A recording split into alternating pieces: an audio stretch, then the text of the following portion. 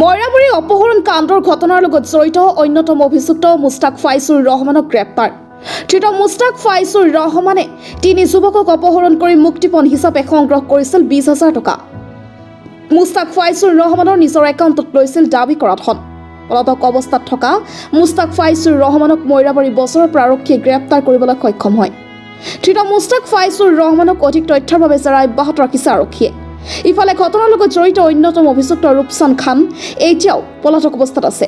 ৰূপচন্দ খানক বিচাৰি ময়ৰাবাৰী আৰক্ষীয়ে অভিযান অব্যাহত ৰাখিছে। উল্লেখ্য হৈছে বিভিন্ন অসামাজিক কাম কাজৰ লগত জড়িত মুস্তাক ফাইজুৰ ৰহমান। ময়ৰাবাৰীৰ পৰা নছিদুৰ ৰহমানৰ ৰিপৰ্ট, এনি লাইভ।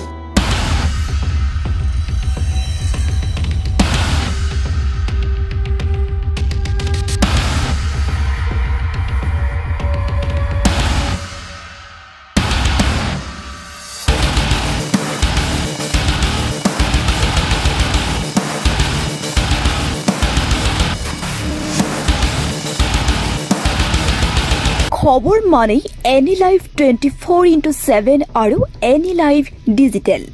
যিকোনো খবৰৰ বাবে যোগাযোগ কৰক 9387734920 আমাৰ এই নম্বৰত।